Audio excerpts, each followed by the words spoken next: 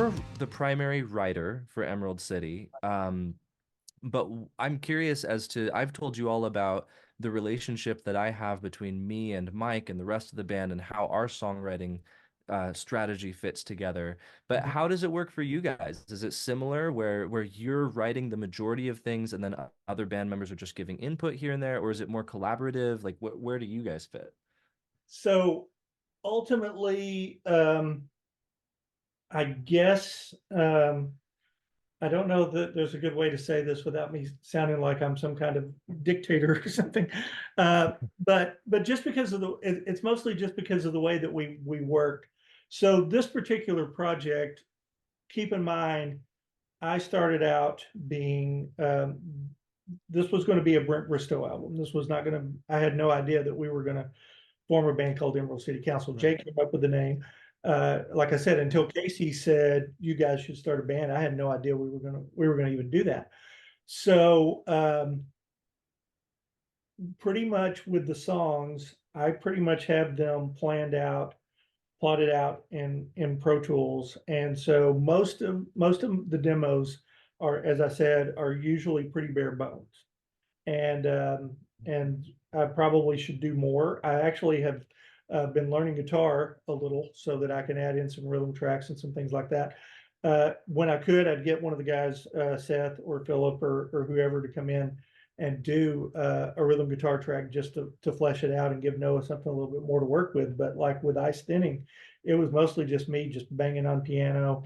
I had MIDI tracks for the guitar licks and stuff and everything. So it was pretty bare bones. And so I would send it to Noah and tell him this is what I want, and we would have a conversation about it.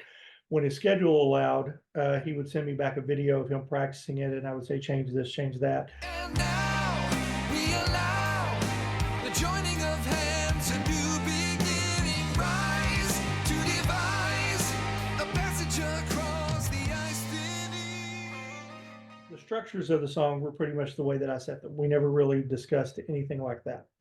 But there were times that with all of the guys that they would sort of say, I think that this part needs to breathe a little bit more, or I think this part needs this, or whatever.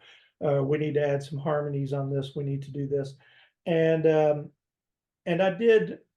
I have to admit that I did kind of dig in a little bit to start with. And Casey said to me, and I don't even know that I've even said this to Jake, but Casey said to me at one point, he said, well, one of the things that you need to remember is that you approach things very sort of academically because of your background, and Jake approaches things more viscerally.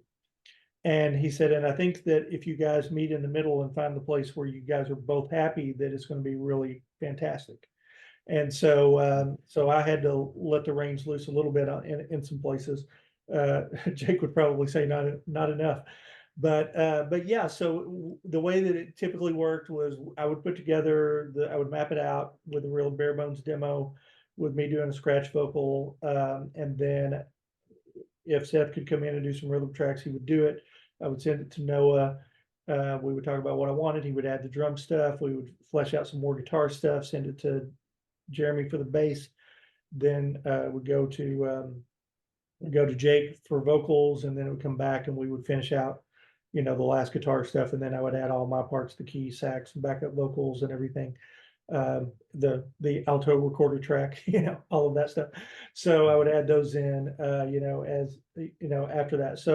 So yeah, so there wasn't really, as far as the structure and everything goes, that all pretty much everything pretty much stayed the same from how I envisioned it. There wasn't really much there, but I think everyone would sort of take a little bit of ownership of their individual parts and say, I really think here, in a few places, so I think everybody has their individual stamp on a few spots here and there, to make a little bit more. Now, moving forward, Jake is a fantastic songwriter. And as I said, this was originally going to be a Brent Bristow project. So I wanted to do an entire album with my material the way that I wanted it done. And now that I've done that, I want to start including Jake more into the writing process, because he is a fantastic writer. that we need to utilize, and then also the other guys, I want to be able to say, hey, if you've got a cool lick you want to do something with, if you've got an idea for something, let's talk about it and see if it's something we can incorporate or see if it's something we can turn into something. And so I'm hoping that moving forward, we're going to be functioning a lot more as a band for sure. Cool. Cool.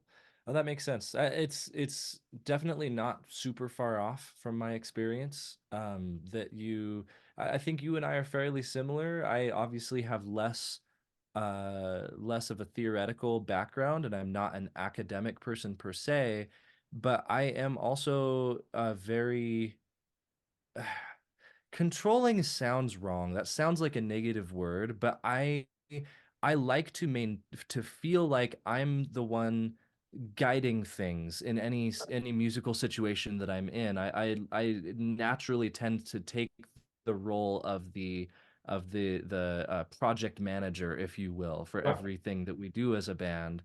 And so I very much relate to that. Like I create a song, and sometimes it's hard when you write a song and then you show it to other people and then you have them record their parts. It's hard to hear their interpretation of what Right. you wrote and not want to correct them and say, "Hey, actually this note was supposed to be played like this." Right. It's something to that I've had to learn how to let go and to say, just because something isn't exactly the way I heard it in my head originally doesn't mean it's inherently worse. It could be better, and I'm just having a hard time viewing it objectively because I'm so used to what I heard, Yeah. you know? Yeah. So Exactly. yeah, I definitely relate to what you're saying, and I want to try to be more collaborative with Advent Horizon writing in the future, especially now that Kaysen has been historically our bass player since he joined the band like 10 years ago. But Kaysen has in recent years become a fantastic piano player, keyboard player. He's gotten really into collecting vintage instruments. He purchased an old Hammond B8 organ a couple of years ago that he's fully restored himself. He bought an old Wurlitzer. He's got an old Rhodes that he purchased. He's got all sorts of synthesizers. He's got Prophets and he's got Junos and he's got all this stuff. And so, with all this wealth of knowledge he's gained in recent years, I really want to try to put that to use in writing new Advent Horizon Yeah. stuff. Because, like you mentioned earlier, I am a guitarist. I write music on guitar, and I mean, that is a part of why our music sounds the way that it does. Our songs are all guitar-driven songs. Any you like fast forward through an Advent Horizon album and listen to any random moment, and you will always hear the guitar as the most prominent instrument, or almost always hear the guitar as the most prominent instrument. But I'm not opposed to leaning more on synthesizers and on pianos and stuff if there are cool things that can be done with that. Yeah. Yeah. Absolutely. And I think that was something that and I hope it comes across. Maybe it doesn't, but I hope it does with our album, was that I wanted there to be songs where the guitar is driving it. There's part, Mortal Game is more piano driven, at least in the first half of it. And you would have given all for me. Still, I know you'll be there. And with each fading memory, no, life can be unfair. And then there's some that are acoustic guitar, some that are electric guitar, some where the organ is doing the stuff, more where the sax is kind of motivating things. So I wanted it to be a varied, that you weren't feeling like this song sounds like that one or whatever. Um, Well, I one thing that I have to say about your album after listening to it again this morning, because I messaged you a little bit about it yesterday, but then I listened to it again this morning in advance of our call, and yeah, something that really stuck out to me is that the piano playing is great. It's very well done. All of the organs, all of the keyboard parts are very expertly executed, oh, but there isn't any point on the album where to me it sounded like a piano player wrote this music. It didn't lean so heavily on that instrument that that instrument dominates the soundscape at any right. point. Like it was actually impressive to me uh how how like laid back the piano is in the mix a lot of the times. Like you really do allow the guitar to sit forefront in the mix on most of these songs. Which is impressive. That's cool. Hearing music written by a piano player on piano that features the guitar louder than the piano in a lot of sections is very cool. Well, to be fair, I'm a saxophonist who plays keyboards. Okay, fair enough. And the sax was very prominent in the sections that it Yes, stuck out. yes, So yes, yes. And what I tried to do with the sax, as I've talked about in a few other places, is that I wanted it to be a very non-jazz sax approach. One of the things that I hear a lot of times is when you hear a lot of great jazz players, or a lot of great players, I should say, that play in rock stuff. A lot of times it sounds like they're trying to sound like Dave Sanborn or something like that, and that's right. pretty cool. But I just felt like I wanted to do something different. I've spent a lot of my career playing classical music, and I wanted to incorporate that element of things. And also, I'm very influenced by, Robbie Steinhardt's approach to playing violin in Kansas, and I wanted to incorporate that as a saxophonist. And also, some of the stuff that I'm doing where I'm using actually using the same MIDI guitar software that Paul uses when he's playing with Carl Palmer's band. So I'm playing sax, and my live sax is triggering synth, so it sounds like, so it's a Nice. double in there. Oh, that's very cool. And so I'm using some of that to try to expand the sound a little bit more, so you hear that in some places in there.